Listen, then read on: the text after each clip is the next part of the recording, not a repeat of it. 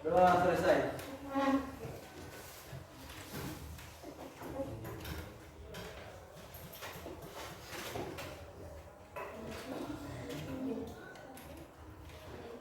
Apakah hari ini ada yang tidak hadir? Ada. Siapa yang tidak hadir? Iswan tidak hadir ya? Ibu sama lagi Samsal. Rian. Baik. Yang tidak hadir diinformasikan saja ya kalau hari ini kita ada pelajaran. Apa ada yang ingat pelajaran minggu lalu? Coba, apa ada yang ingat pelajaran minggu lalu? Coba Sulfa. Ingat Bu, pelajaran minggu lalu membahas tentang pengertian desa dan kota. Oke, benar sekali ya yang disampaikan oleh Sulfa bahwa minggu lalu kita belajar tentang pengertian desa dan Kota. masih ada yang ingat yang lain? Coba Mar Dewi. Ingat Bu, minggu lalu kita belajar tentang ciri-ciri desa dan kota. Mar Dewi juga sudah benar bahwa minggu lalu kita belajar tentang ciri-ciri desa dan Kota. masih ada yang ingat? Apa masih ada yang ingat? Pelajaran minggu lalu kita belajar apa saja? Musdalifah? Ingat Bu, belajar tentang klarifikasi desa dan kota. Jadi itu adalah pelajaran yang telah kita bahas minggu lalu tentang pengertian desa dan kota, ciri-ciri desa kota, serta klasifikasi desa dan kota. Nah, untuk pelajaran selanjutnya ini masih ada kaitannya dengan pelajaran minggu lalu. Hari ini kita belajar tentang interaksi keruangan desa dan Kota.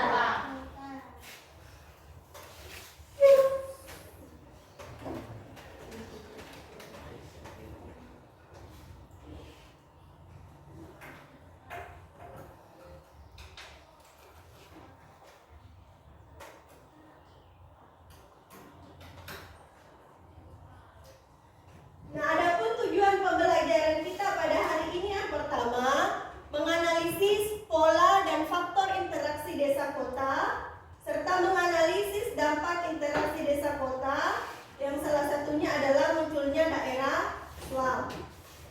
Jadi ini tujuan yang ingin kita capai dalam pembelajaran kali ini. Nah, untuk uraian materinya bisa kalian saksikan pada slide. Interaksi desa kota dalam pemerataan pembangunan. Wilayah dan desa dan kota pada dasarnya merupakan interaksi wilayah yang saling berkaitan dan saling mempengaruhi dari segi ekonomi, sosial, politik, budaya, serta lingkungan. Nah, ada faktor yang mempengaruhi kenapa sehingga desa dan kota ini terjadi interaksi. Jadi kita lihat sekarang faktor-faktor apa saja kira-kira yang mempengaruhi sehingga desa dan kota ini saling berinteraksi. Kita lihat di sini faktor pendorong dan faktor penarik. Jadi ada dua faktor ya, faktor pendorong dan faktor Penarik. Nah, faktor pendorong kenapa desa dan kota ini saling berinteraksi. Yang pertama itu adalah polusi, kemacetan, kriminal, tidak ada ruang terbuka hijau sehingga penduduk tidak nyaman. Biasanya ketika tidak nyaman, penduduk akan berpindah ke tempat yang lebih Nyaman. Nah, kemudian faktor penarik. Faktor penarik ini lokasi dekat dengan pusat kota yang dinilai lebih strategis bagi kegiatan industri. Itu faktor penariknya. Kita lanjut ya, faktor yang kedua. Nah, faktor pendorong yang kedua, lokasi sudah tidak sesuai dengan kegiatan industri sehingga pindah ke pinggiran kota yang lalu lintasnya lancar dan penduduk belum padat. Biasanya kalau suatu lokasi itu sudah terlalu padat, sudah tidak mampu menampung penduduk untuk permukim, biasanya penduduk akan mencari daerah lain yang lebih sempit penduduknya. Jadi dia berpindah, itu yang menyebabkan terjadi interaksi. Kemudian faktor penarik, terdapat kegiatan bisnis dengan kemudahan aksesibilitas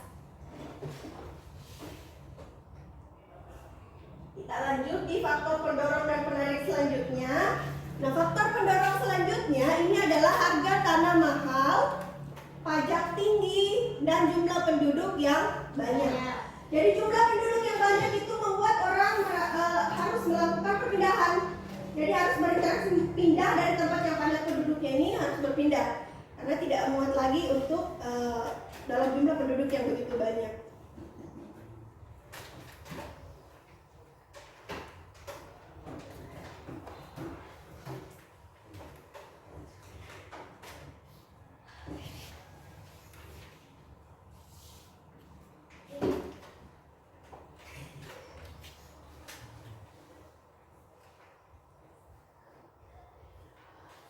Nah, untuk faktor penarik selanjutnya, orang lebih bangga tinggal dengan pusat kegiatan perdagangan atau pembelanjaan. Jadi itu faktor penarik kenapa desa dan kota ini saling berinteraksi.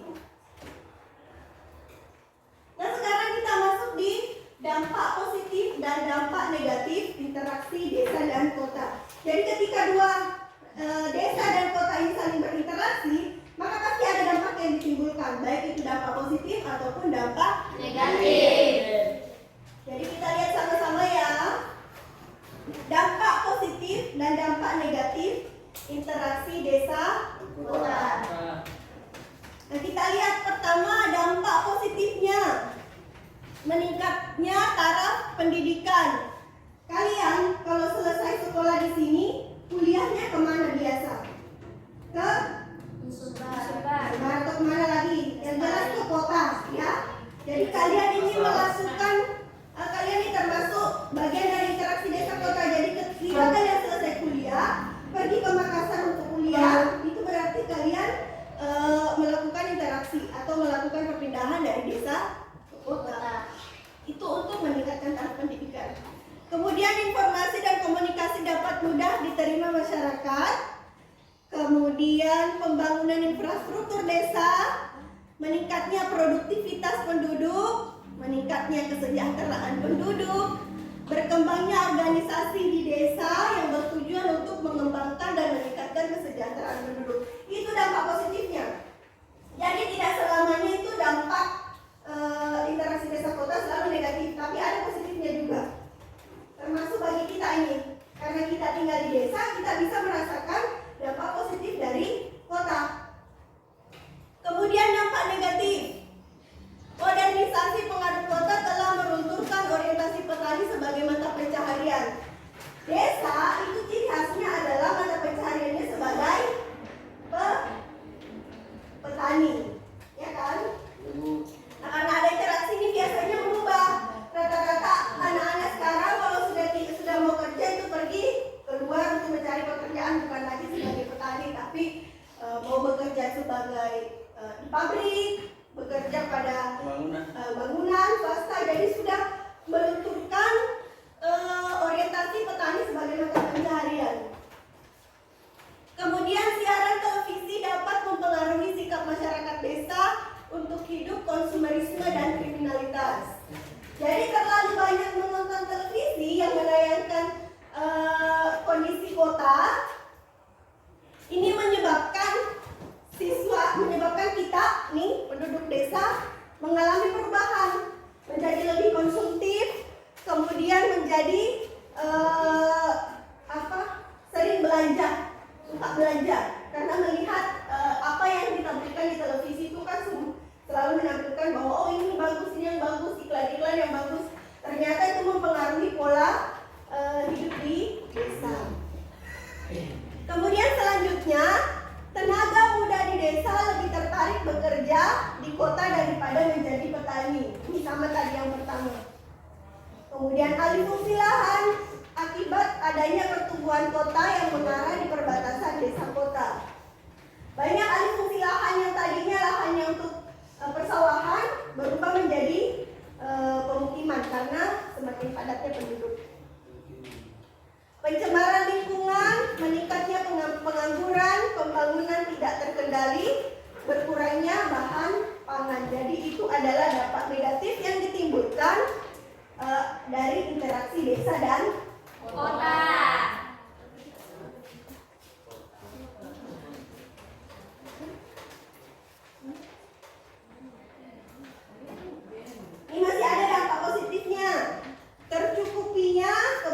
pangan bagi penduduk kota yang berasal dari desa. Biasanya padi atau beras itu berasal dari mana? Kota atau desa? Desa. Jadi sumber bahan mentah itu biasanya berasal dari pedesaan. Hasilnya nanti itu baru dikirim ke Kota.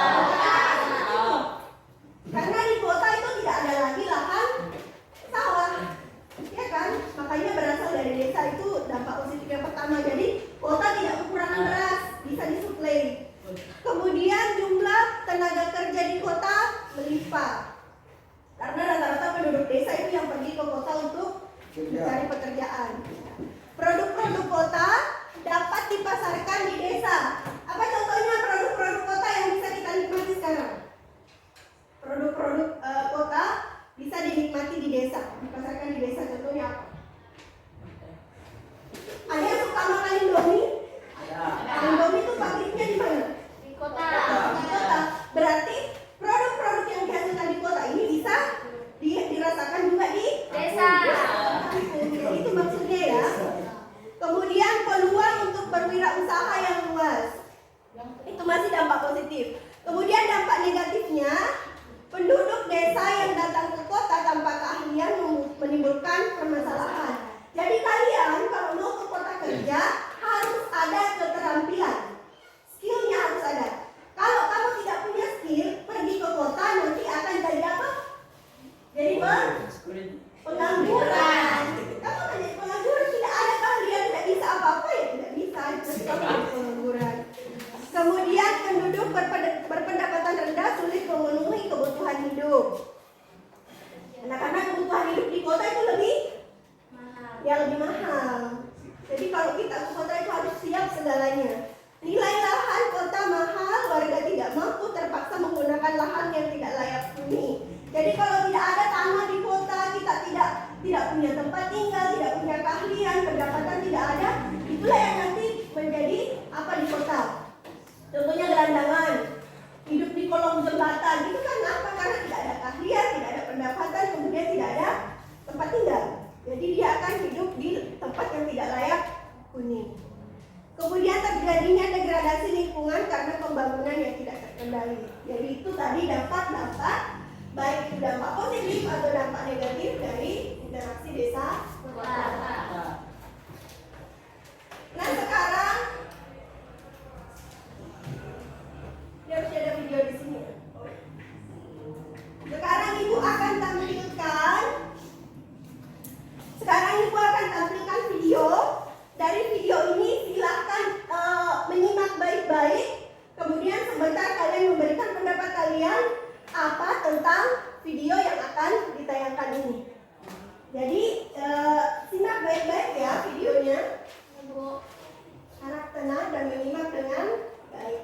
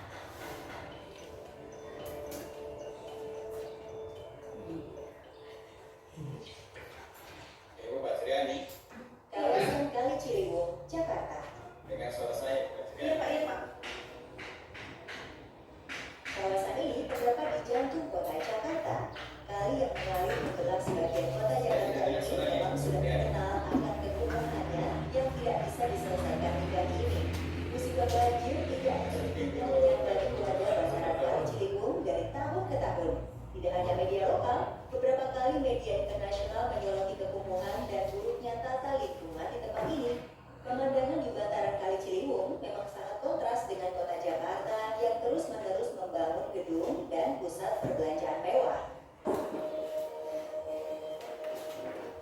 Kawasan ini dulunya merupakan sebuah waduk yang menampung air luapan banjir. Namun seiring perubahan waktu dan meningkatnya populasi manusia, tempat ini dijadikan hunian. Hunian yang mereka bangun adalah hunian sederhana berbahan kayu seadanya. Banyak sekali warga sekitar yang tidak tahu harus membuang sampah kemana dan akhirnya menumpuk sampah mereka di waduk. Namun dalam kurun waktu 5 tahun terakhir, Humas Pemkot Surabaya mengaku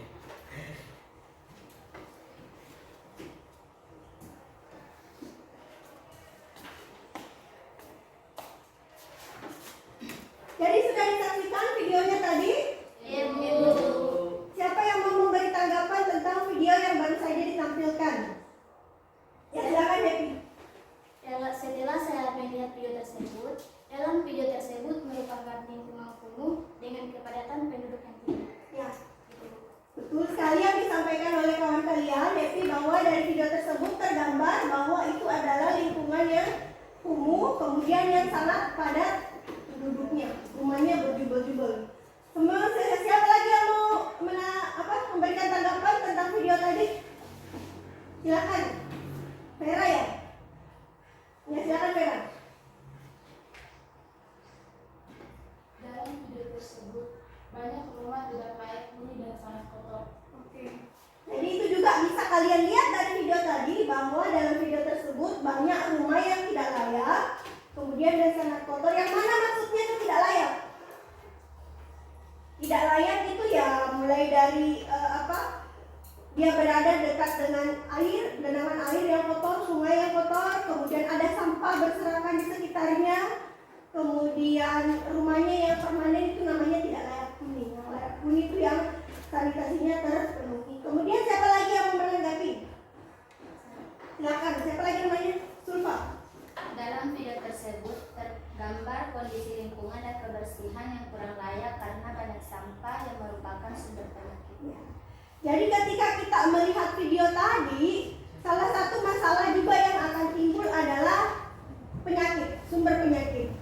Kalau lingkungan itu tidak layak, apa yang akan ditimbulkan, dampak selanjutnya yang akan ditimbulkan adalah ya menimbulkan banyak penyakit. Kalian bisa lihat sendiri, hidup di atas sungai dengan rumah yang tidak layak, sampah berserakan, itu tentu saja akan menimbulkan penyakit. Jadi saya rasa kalian sudah bisa melihat dan mengidentifikasi apa saja yang ada dalam video tersebut. Nah, untuk selanjutnya kalian akan melakukan identifikasi. Ya. Ibu akan menyuruh kalian untuk melakukan identifikasi. Nanti Ibu bagikan lembar kerja, Ibu bagi kelompok. Kelompoknya sudah Ibu bagikan ya. Nanti kalian lihat di LKPD-nya. Nanti kalian identifikasi atau kalian cari apa itu daerah SLAM. Tadi itu kan video daerah SLAM, tapi kamu belum tahu itu kira-kira daerah SLAM pengertiannya apa. Kemudian ciri-ciri daerah SLAM. Oke. Kemudian yang harus kamu cari selanjutnya adalah penyebab munculnya daerah SLAM. Kira-kira kenapa tadi itu muncul daerah seperti itu, daerah kotor itu kenapa bisa muncul seperti itu. Kemudian solusi untuk mengatasi daerah SLAM. Jadi sudah terbagi kelompoknya ya, Ibu bagi LKPD-nya. Ini satu kelompok terdiri dari 4 orang, 4 sampai 5 orang. 4 sampai 5 orang.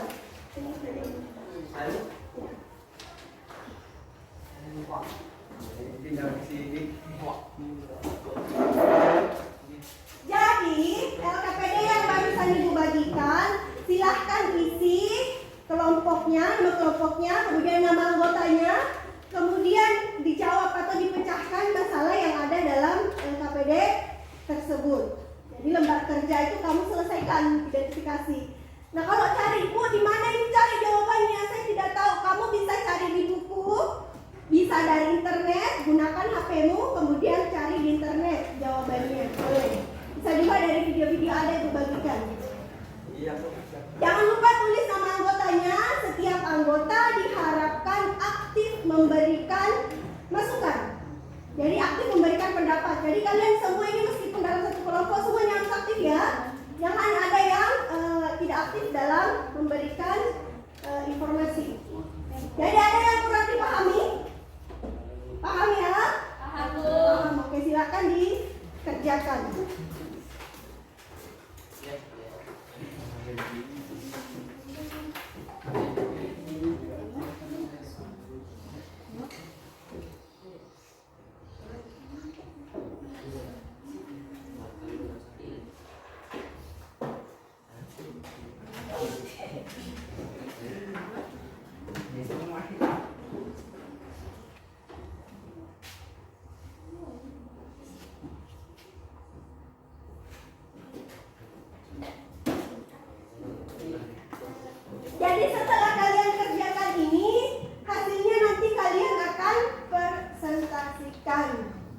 kalian harus paparkan sebentar. Silakan dikerja. Mulai dari yang pertama. Ya.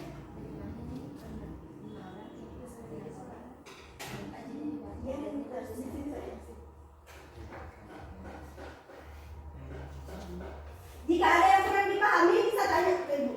Ibu. Ini KPD mana nak?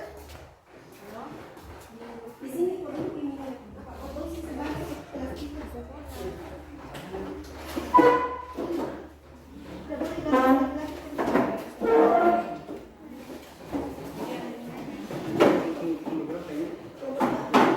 jadi ini kelompok 1, kelompok 2, kelompok 3. Ibu,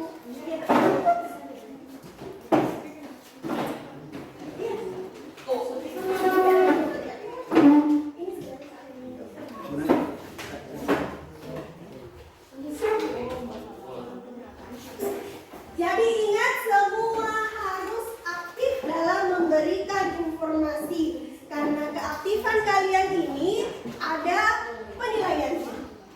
Jadi Ibu akan memantau siapa yang tidak aktif dan siapa yang aktif dalam memberikan informasi.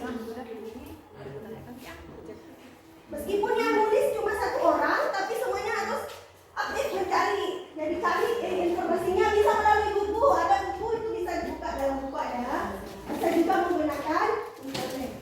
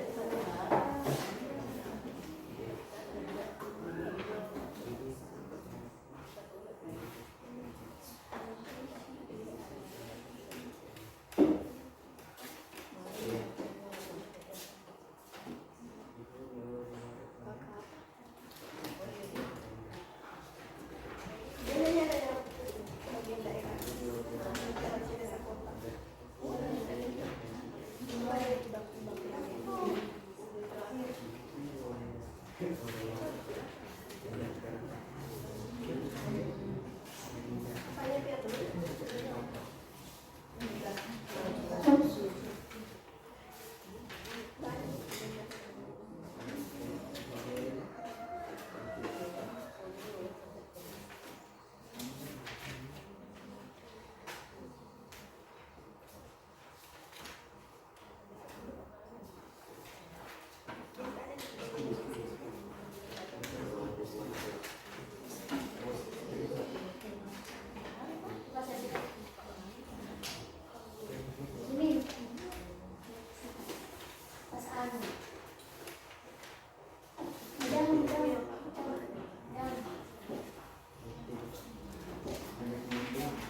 yang sudah selesai?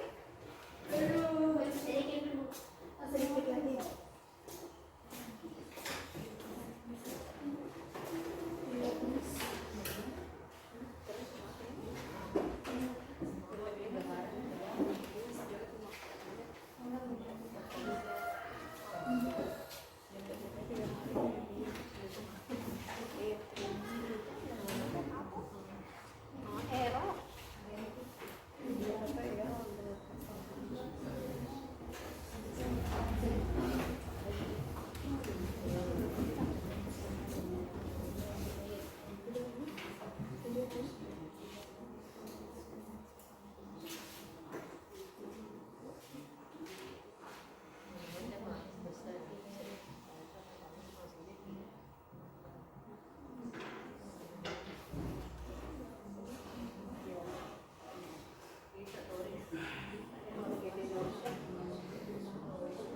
Bagaimana kelompok 2 sudah selesai?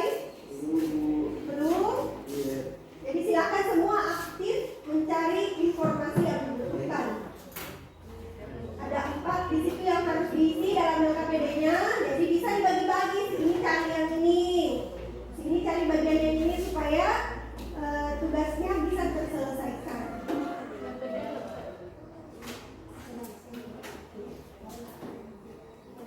Kelompok 1 bagaimana, sudah selesai nak? Oh, sedikit lagi ya.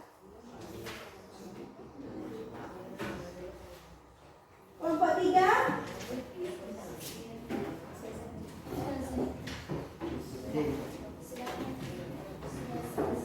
simpan di situ. Nanti setelah selesai ini kalian akan presentasikan supaya kita bisa bertukar informasi. Oh, si kelompok A dapat jawaban seperti ini, kelompok 2 dapat jawaban seperti ini, kelompok 3 dapat jawaban seperti ini. Jadi nanti bisa kita saling bertukar informasi. Karena bisa jadi jawabannya beda-beda. Beda jawabannya kelompok A, beda jawabannya kelompok B.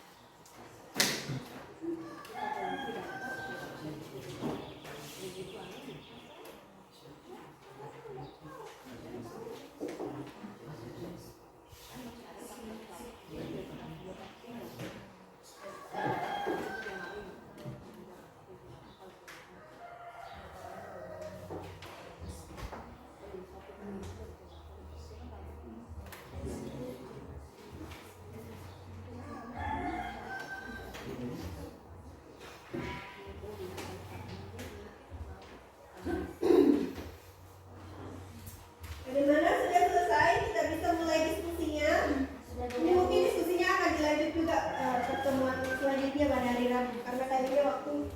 Sudah? Selesai?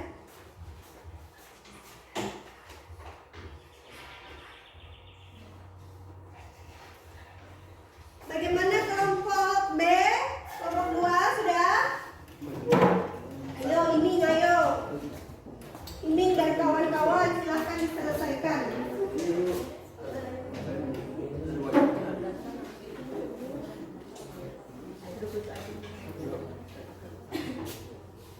Bagaimana tim Iming dan kawan-kawan? Udah?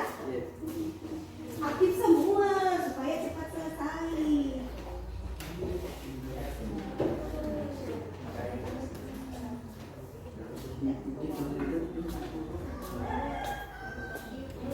Jadi kalau kita melakukan pembelajaran kelompok seperti ini, penilaiannya tetap ada. Penilaian apa saja? Siapa yang aktif, siapa yang mencari informasi, siapa yang hanya duduk saja, itu semua ada nilainya, dan nilainya beda-beda. Makanya kalau pembelajaran seperti ini kelompok diharapkan semuanya aktif. Baik itu cari informasi, memberi masukan, supaya nilainya semua bagus, iya sama. Jadi jangan ada yang duduk saja, lihat temannya mengerjakan, duduk saja. Semuanya harus aktif lah ya, karena ini tetap ada penilaiannya, meskipun bukan semacam ulangan, tapi ibu melihat oh si Happy aktif sekali mencari, oh dia paling banyak memberikan masukan, pasti nilainya akan lebih tinggi. Oh si ini cuma duduk saja termenung lihat-lihat, nilainya lebih tinggi. Jadi bayangkan semuanya aktif.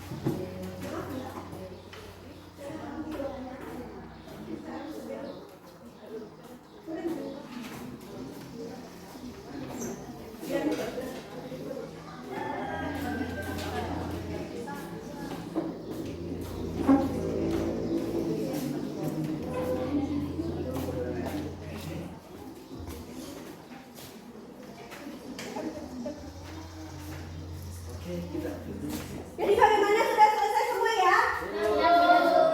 Kita mulai untuk presentasinya. Mungkin sekarang hari ini satu kelompok mempresentasikan hasilnya. Silakan saya mulai dari kelompok C dulu. Mulai nomor 1. Gantian yang bacakan ya. Ini gantian bacakan. Yang lain menyimak supaya bisa memberikan pertanyaan atau menanggapi. Silakan kelompok 1. Bukan kelompok 1, kelompok C. Ya. Assalamualaikum warahmatullahi wabarakatuh. Beri. Waalaikumsalam warahmatullahi wabarakatuh. Baik, saya dari kelompok 3 akan mempresentasikan mengenai pengertian daerah Selam.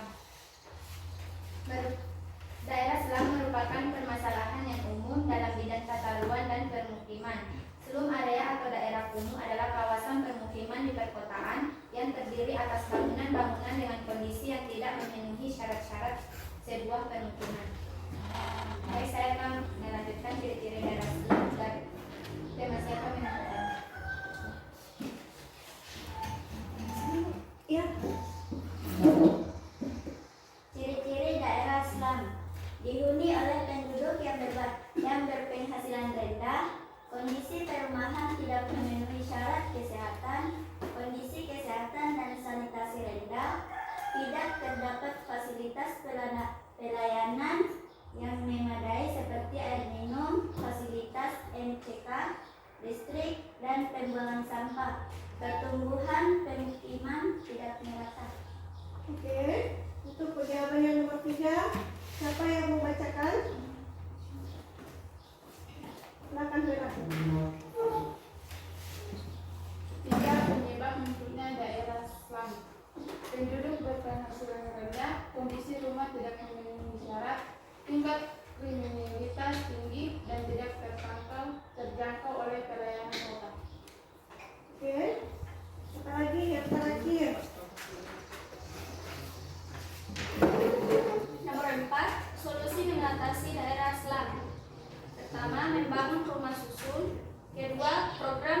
pendidikan kampung.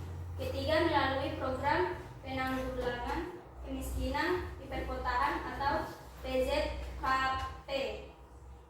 Keempat, program RPIJM atau program jangka menengah. Kelima, memberikan penyuluhan tentang dampak tinggi di permukiman kumuh ini. Nah, itu tadi hasil identifikasi masalah yang dilakukan oleh kelompok. Oke. Ada yang ingin menanggapi atau memberikan pertanyaan? Silakan, Rina. Assalamualaikum warahmatullahi wabarakatuh. Waalaikumsalam warahmatullahi wabarakatuh. Perkenalkan, nama saya Evi Tamala dari kelompok 1. Saya ingin bertanya, menurut Anda, kira-kira apa yang akan terjadi jika daerah kumuh ini dibiarkan?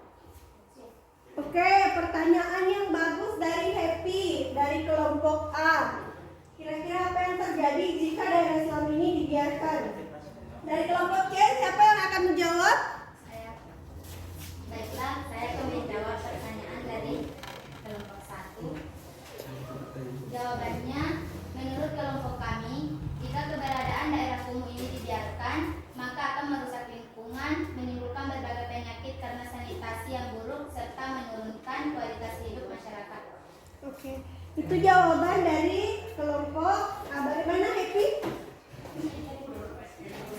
Oke, jadi itu saya rasa sudah benar ya jawaban dari kelompok A. Apa kira-kira yang ditimbulkan jika daerah Islam ini dibiarkan? Itu sudah sangat sesuai dengan pemaparan dari kelompok A. Nah, karena ini sudah masuk waktu untuk kelompok A dan kelompok B, presentasinya dilanjutkan pada pertemuan selanjutnya. Jadi siapkan baik-baik, kaji ulang lagi. Kalau misalnya ada yang salah atau ada yang keliru, silakan diperbaiki. Kemudian silakan ditambahkan informasinya lebih banyak lagi supaya hasil presentasi kalian bisa maksimal. Oke? Oke ya. Jadi untuk kelompok A sudah nanti untuk kelompok C sudah nanti dilanjut kelompok A dan kelompok B. Jadi untuk presentasi hari ini saya rasa sudah cukup ya.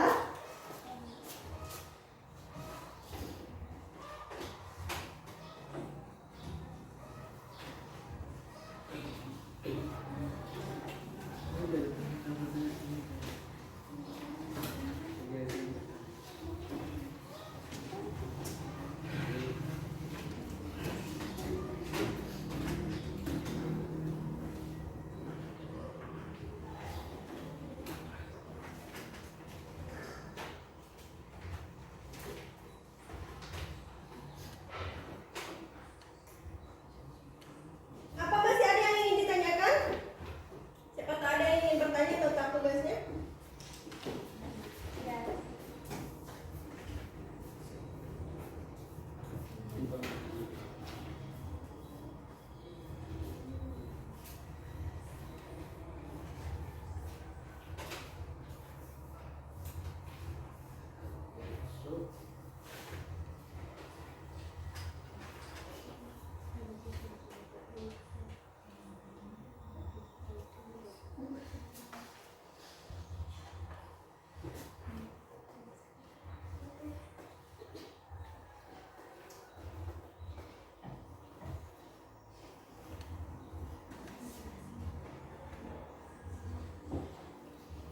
Jadi saya rasa sekian pembelajaran kita hari ini. Untuk kesimpulannya, siapa yang bisa menyimpulkan apa saja tadi yang kita sudah pelajari? Jadi yang sudah kita pelajari tadi tentang dampak. Dampak itu ada berapa? Dampak apa? Ada dampak negatif dan dampak positif. Jadi kamu bisa baca-baca lagi. Kemudian ada faktor yang menyebabkan interaksi desa kota, yaitu faktor apa? Faktor pendorong dan faktor Penari. Faktor pendorong dan faktor penari. Jadi saya rasa kalian sudah bisa ya. Untuk yang lain harap untuk siapkan tugasnya untuk dilanjutkan pada pertemuan selanjutnya. Jadi saya rasa demikian. Terima kasih atas perhatian kalian. Upayakan penggunaan gadget ini atau penggunaan HP ini lebih ke arah yang positif. Jangan ke arah negatif. Kalian punya HP, berbekal HP, silahkan digunakan untuk mencari pelajaran. Jangan digunakan untuk main game saja ya.